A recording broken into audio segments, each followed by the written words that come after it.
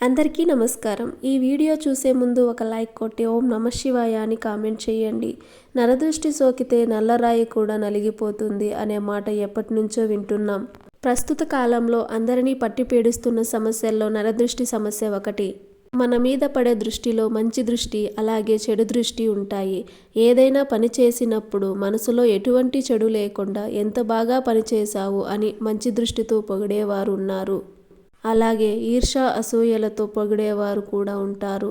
ఇలాంటి వారి వల్ల మనకు నరదృష్టి తగులుతుంది. నరదృష్టి బారిన పడినప్పుడు మనం కొన్ని ఇబ్బందులు ఎదుర్కొంటాము. ఎవరికైనా నరదృష్టి తగిలితే వాళ్ళకి తరచూ తలనొప్పి రావడం, వికారంగా ఉండటం, వాంతులు అవ్వడం, అలాగే ఒంట్లో నలతగా అనిపిస్తుంటుంది. ఇలాంటి సమస్యలు ఎవరికైనా ఉంటే వాళ్ళకి ఖచ్చితంగా నరదృష్టి తగిలినట్టే. చిన్నపిల్లలకు ఈ నరదృష్టి ఎక్కువగా తగులుతుంది. దృష్టి దోషం బారిన పడినప్పుడు చిన్నపిల్లల్లో ఎక్కువగా కడుపు నొప్పి రావడం, అకారణంగా ఏడవటం, బలహీనంగా అవటం జరుగుతాయి. అలాగే కుటుంబంలో కలహాలు రావడం, సంపాదించిన డబ్బులు నిలబడకపోవడం, అనారోగ్య సమస్యలు తలెత్తడం జరుగుతాయి.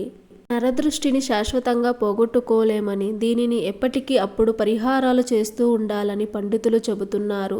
ఈ నరదృష్టిని పోగొట్టుకోవడానికి అనేక మార్గాలు ఉన్నాయని వేద పండితులు చెబుతున్నారు. మన ఇంటికి సిరి సంపదలు, సుఖ సంతోషాలు రావాలంటే మన ఇంటికి ఉన్నటువంటి నరఘోష, నరదృష్టి అన్నీ తొలగిపోవాలి. ఇంటికి ఉన్న దరిద్రం ఎప్పుడైతే తొలగిపోతుందో అప్పుడు లక్ష్మీదేవి ఇంట్లోకి అడుగు పెడుతుంది. కాబట్టి గుమ్మడికాయ ఇంటికి కట్టుకుంటే కాలభైరవుడు మన ఇంటికి రక్షగా ఉంటాడని పండితులు చెబుతున్నారు.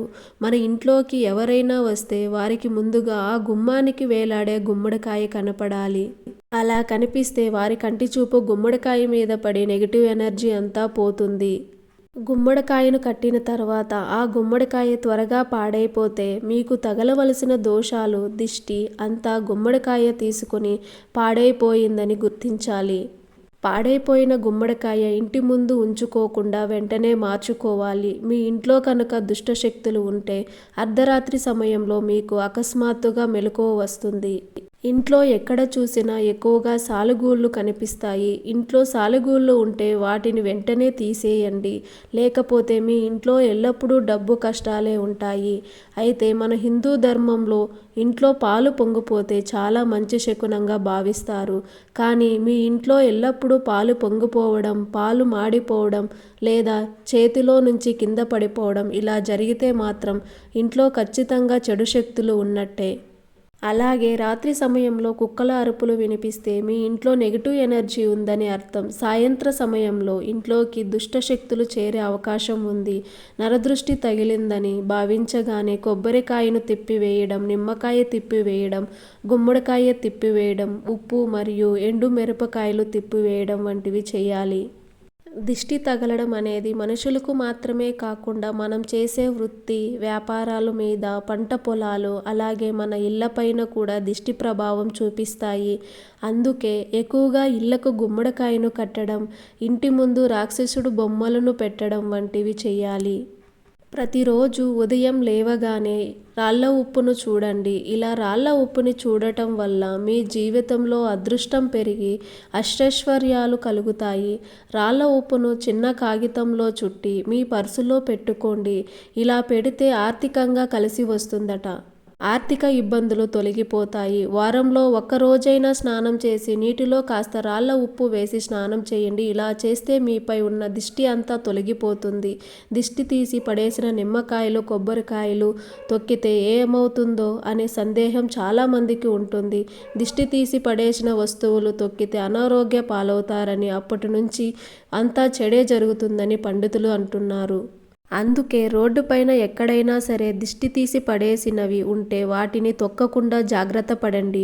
ఇంట్లో ఎప్పుడూ ఏడుస్తూ ఉంటే వారి ఇంట్లో దరిద్ర దేవత తిష్ట వేసుకుని కూర్చుంటుందట. అలాగే చాలామంది మంచం మీద కూర్చుని భోజనం చేస్తూ ఉంటారు. అలా మంచం మీద కూర్చుని భోజనం చేస్తే అన్నపూర్ణాదేవికి కోపం వస్తుంది. లక్ష్మీదేవి కూడా ఆగ్రహిస్తుంది. మంచం మీద కూర్చుని భోజనం చేయడం వల్ల కుటుంబ సభ్యులకు అప్పులు పెరుగుతాయి. కాబట్టి పొరపాటును కూడా మంచం మీద కూర్చుని భోజనం చేయకూడదు. పసిపిల్లలకు అయితే ఖచ్చితంగా ప్రతిరోజు దిష్టి తీయాలని పండితులు చెబుతున్నారు. అన్నం తిన్న తర్వాత దిష్టి తీయకూడదు. చిన్నారులకు దిష్టి తీసేటప్పుడు వారి వద్ద పొరుగింటి చిన్నపిల్లలు ఎవరూ ఉండకూడదు. అలాగే చిన్నపిల్లలు నిద్రపోతున్న సమయంలో వారికి ఎట్టి పరిస్థితుల్లోనూ దిష్టి తీయకూడదు. కర్పూరంతో దిష్టి తీస్తే ఇంకా మేలు జరుగుతుందని పండితులు చెబుతున్నారు. దిష్టి తీయడానికి గుప్పెడు రాళ్ళ ఉప్పును ఎడమ చేతితో తీసుకుని ఇరుగు దిష్టి, పొరుగు దిష్టి, తల్లి దిష్టి అన్నీ తుడిచిపెట్టుకుపోవాలని అనుకుంటూ బిడ్డ చుట్టూ ఎడమ నుండి కుడికి, కుడి నుంచి ఎడమకి 3 సార్లు తిప్పాలి. దిష్టి తీసిన తర్వాత చేతిలో ఉన్న ఉప్పును ఎవరూ తొక్కని చోట పడేయాలి.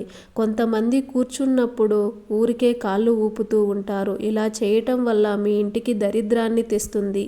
ఒక గిన్నెలో రాళ్ళ ఉప్పును వేసి ఆ గిన్నెను ఈశాన్య దిశలో ఉంచితే మీ ఇంట్లో ఉన్న నెగిటివ్ ఎనర్జీ అంతా తొలగిపోయి ఇంట్లోకి పాజిటివ్ ఎనర్జీ వస్తుందని వాస్తు నిపుణులు చెబుతున్నారు. గిన్నెలో వేసిన ఉప్పును తరచూ మార్చుతూ ఉండాలి.